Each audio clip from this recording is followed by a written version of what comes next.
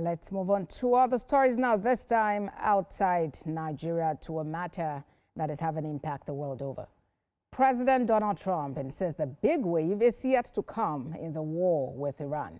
In separate remarks, President Trump said Iran ignored his warnings over its nuclear program, and he did not rule out sending U.S. troops to Iran if necessary. Earlier, U.S. Defense Secretary Pete Hegseth called on Iranians to take advantage of the opportunity for regime change, even as he said the war was not about ousting the government in Tehran. The United States and its partners have launched Operation Epic Fury, one of the largest, most complex, most overwhelming military offensives the world has ever seen. Nobody's seen anything like it. CENTCOM shared the news that 3 U.S. military service members have been killed in action. As one nation, we grieve for the true American patriots who have made the ultimate sacrifice for our nation. And sadly, there will likely be more.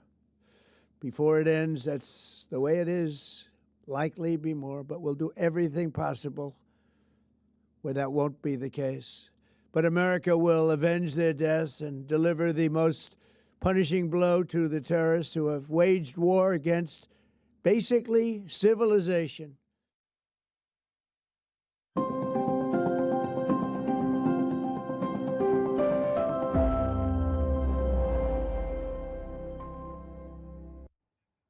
For more on this development, political analyst Damilare Yinlade joins me on TVC News at 7. Mr. Yinlade, U.S. officials claim that this war is not about ousting the government in Tehran. But in the same breath, they are urging Iranians to take advantage of this opportunity for regime change. What exactly is their mission?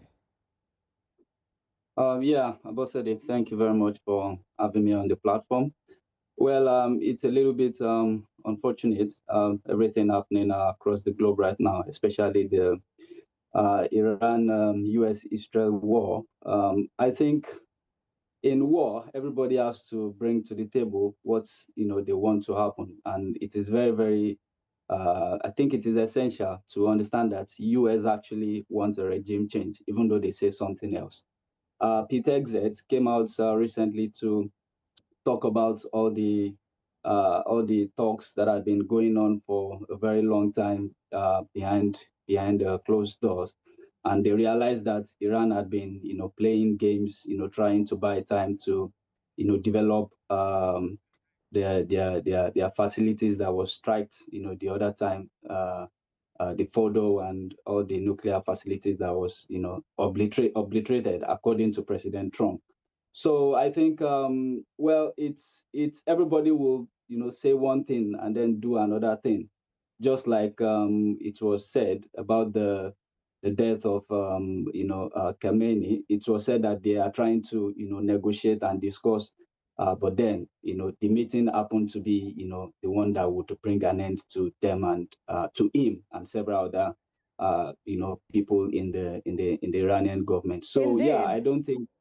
Yeah. So a lot is happening, and there are lots of questions also about the implication of this development, because already we are seeing missiles hitting bases in Kuwait. We're seeing it hitting bases in Saudi Arabia.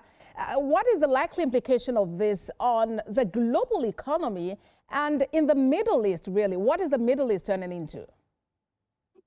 Well, I think the Middle East geopolitics is probably going to take a different shape, especially people who have alliance with USA. They are probably going to start seeing them, with a different eyes, because everybody, even though the Iran will always try to play the victim, but then people will also see US and Israel as, the oppressor, especially the news that came out recently about the 150 kids that were killed in the strike. Everybody will try to play with their cards, and well, as much as everybody is going to lose in a war, I think even though the dialogue has been left for far too long, and I don't know what more Iran has on the table right now.